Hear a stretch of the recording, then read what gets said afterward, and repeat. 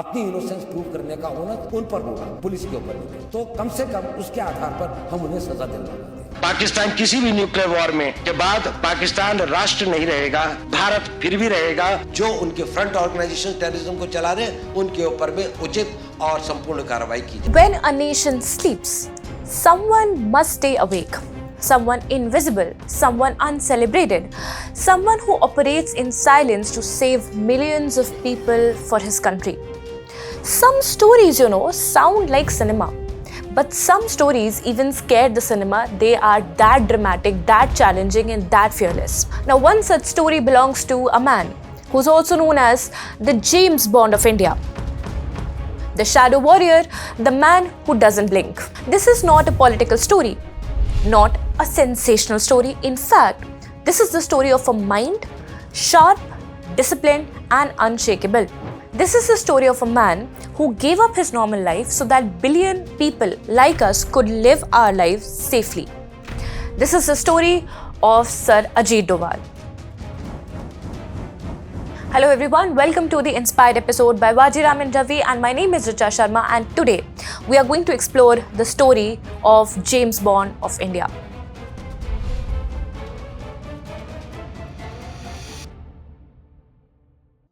Now recently, a movie released. Name was Dhurandhar. Most of you would have seen the hijacked plane scene and the tense negotiations that were carried forward. But what you didn't see was the story of the person who already walked through years of risk and danger silently before that moment. Ajit Doval's story was never about one incident. It was about how he slowly became the man the government called upon whenever crisis hit him and when nothing else worked. Let me tell you one such story here. So, by the early 1980s, Punjab was highly unstable. In fact, the launch of 1984 Operation Blue Star made the country understand what the force could achieve and what it can damage. While the operation was running, Ajit Doval, though, was not a part of this operation, but he closely understood the consequences, and he understood and changed the style of security operations that needs to be done from here upon. So what happened in 1988, that the militant re-entered the Golden Temple, and hereupon the political leadership was cornered. One lesson was already learned from the Operation Blue Star, that we cannot repeat the same mistake again, so we can't storm the shrine. So obviously, the situation needed a different kind of officer, a different kind of approach. To implement this, government called upon Doval back from his foreign assignment. The entire CRPF force was surrounding the Golden Temple, but you tell me, how would you plan out an assault without knowing what is going inside? And then, who would dare to go inside? Well, that was Operation Black Thunder. The overall operation was led by KPS Gill, and the field intelligence and coordination work was operated under Ajit Doval. The first strategy that Mr. Doval has always implemented was to understand the ground situation, be it in Amritsar or in Pakistan.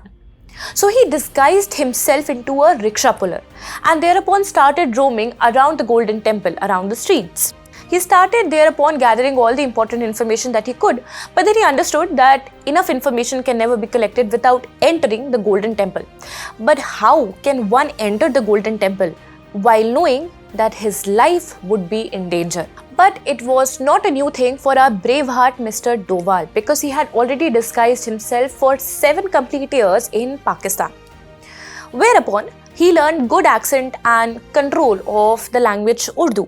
Now he disguised himself as a sympathizer, as one of the operatives of ISI, and entered into the Golden Temple. He convinced them that Pakistan's ISI has sent him to help them. Thereupon he started negotiating and advising the militants, acting as he belongs to them. Now he went inside and he started guiding them. He started telling them where the officers are positioned and assured them this time government is scared torrentially. When they got to know about these things, they were very happy that somebody from outside is giving them intel, is giving them the leads. So they started confiding in Ajit Doval for providing information and further coordination. While Mr. Ajit Doval, he was collecting the information and the position of militants from inside. He also understood that it is very hot inside, so if we cut down the electricity supply and the water supply, then they would eventually come out of the Golden Temple, move towards the lake, and that is where we can snipe them off. Upon analyzing the situation, he calls NSG commandos, and on the same day at night with IL-76 plane, NSG commandos came. They are called in the form of police uniform, and CRPF, who was already there, were replaced by the NSG commandos. Now at this time, Mr. Doval would tell the NSG commandos where exactly the militants are positioned, how many are there, who is the leader, and what is the plan. He basically explained everything. And everything happened as per the plan. On 15th of May, out of thirst because the water supply was cut off, the lead commander, Jagir Singh, came out and he was immediately killed by the NSG commando, who was positioned appropriately because of the intel provided by Mr. Ajit Doval. So hereupon Mr. Doval goes to them and as a sympathizer tells them that it is best that we surrender so that they can make next plan for the future. And they all confided in him, and therefore his exemplary negotiation skills led to the surrendering of the militants inside the Golden Temple. On 18th May, all the militants surrendered. Why do I call his negotiation skills as exemplary? Because imagine convincing so many people to surrender without raising a single weapon. And if by mistake they doubted even a bit that it was Ajit Doval, they would have killed him brutally. Now, for taking such a huge risk and carrying out this operation profoundly, he was awarded with a Kirti Chakra and sent to London's embassy in the year 1992. Now you must be wondering what led to the creation of the longest serving National Advisor of India, the James Bond of India. This is also a lesson for all of you who are doubting your careers, your bachelor stream, and how much scope could it offer to you. So listen to the story and where it begins. The story begins in the Garhwal Himalayas of Uttarakhand in 1945. Born to an Indian Army officer, discipline and duty were basically his inheritance. Accruing to the frequent transfers of his father, he did his schooling from the Ajmer Military School in Rajasthan and thereupon earned a master's degree in economics. In 1968, he went on to write the toughest examination of the country, which you all must be aspiring of as well. This is UPSC Civil Services, which he managed to crack in the first attempt itself and ended up receiving the position of an IPS officer. His mind, though, worked little differently. He wasn't just interested in solving the crimes, but he was fascinated by what prevented them.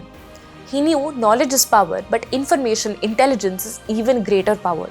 After being trained as an IPS, he was placed as ASP in Kerala.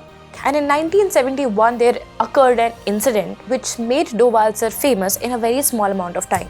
So what happened was, in Thalassery of Kannur district of Kerala, there was a hotel named Noor Jahan, where a person had thrown a shoe from the first floor and a fight arose between the two religious groups. The situation in this area worsened so much that riots started arising. People started looting each other, and the situation got so worsened that even the police got scared for entering this area. Now, the Home Minister K. Karunakaran was searching for an officer who wouldn't be scared of going in this area and would be brave enough to stop and control these riots anyhow. And Mr. Doval was the right fit according to all the senior officials. So he was chosen for this operation.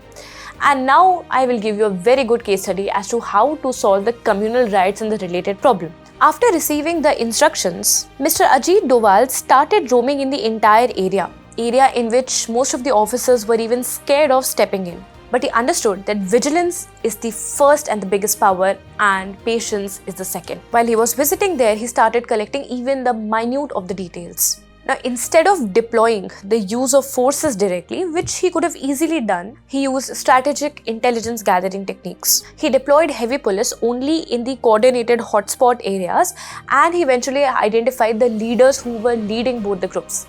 He met them and he started doing what he does the best: negotiations. He understood the main reason that few properties were being stolen and that perpetuated the riot, so he retrieved the properties of both the groups looted by the rioters and returned them back. Now, the riots that were occurring since days and caused much of the bloodshed ended just within a week without any violence, without use of any force. This was praised everywhere. It was also noticed by Delhi.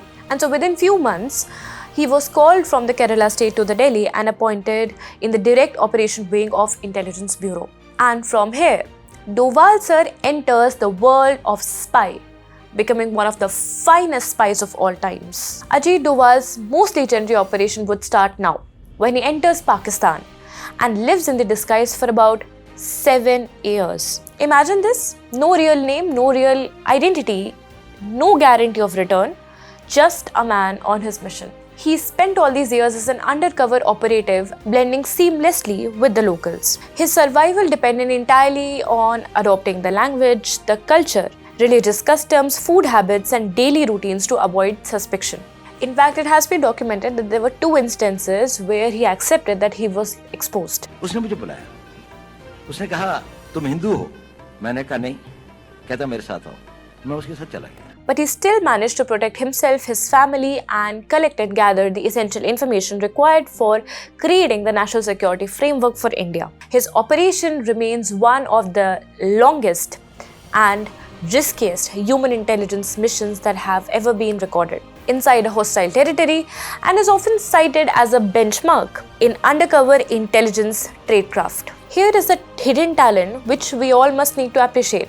Imagine a man walks into a room full of enemies and convinces them that he belongs to them. I believe that the lesson over here is not just about collecting the intelligence but also about the psychological endurance. Imagine for 7 years, every word, every gesture, every prayer had to be perfect because one slip means capture or even death. Try to picture him on an icy hostile airstrip in Kandahar of Afghanistan. He has been sent by the government with high hopes, high risk, high responsibility to negotiate with the hijackers, with the terrorists, and to bring about 190 Indian citizen hostages home. All of this taking place under global spotlight. Doval sir was a chief negotiator when the Indian Airlines flight IC-814 was hijacked in Kandahar, Afghanistan by 5 terrorists in 1999. The hijackers' initial demand was to release 36 militants and to give them a $200 million. After negotiations led by Doval sir, the demand was reduced to 3 militants. He oversaw the exchange and secured the release of the passengers. However, this was seen as a strategic setback. So to protect India's national security from here upon, he started devising a strategic master move, the Doval doctrine. For decades, India's stand on cross-border terrorism was seen as largely defensive. Here, Doval sir championed a profound policy shift, the doctrine of offensive defense or defensive offense. He once said that India has a mentality to punch below its weight.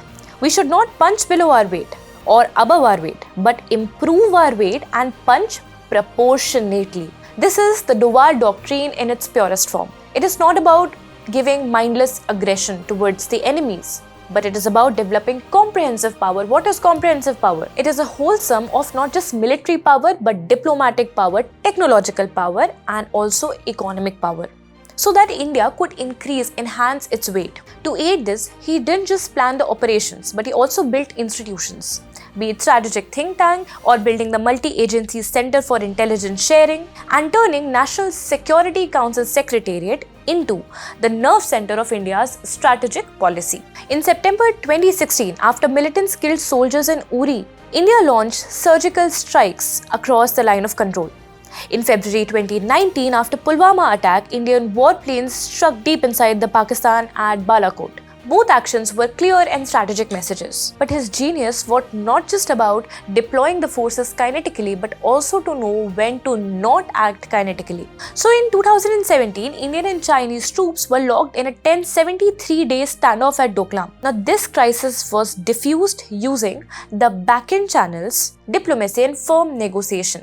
And the ultimate application of his philosophy came in 2025 with Operation Sindoor. After a major terrorist attack in Pahalgam, Kashmir, India's response was not just about sending a message, but about dismantling a network. Operation Sindoor was a large-scale, precise missile strike targeting the 9 terrorist camps deep within Pakistan and POK. This wasn't just a border skirmish. It struck the heart of the militant headquarters. The targets included Jaish-e-Mohammed headquarters in Bhavalpur and LET base in Muridke, the very camp where the perpetrators of 2008 Mumbai terror attacks were trained. So what does Doval sir's strategy teaches us?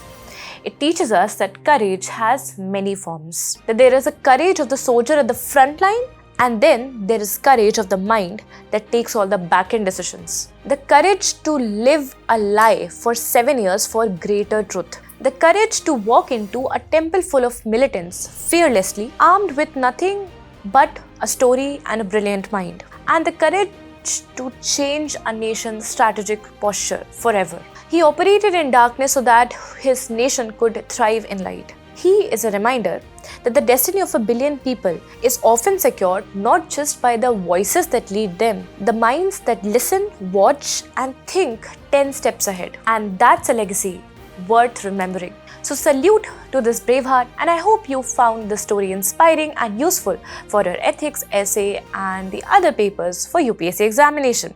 Thank you so much. Stay tuned till we meet again.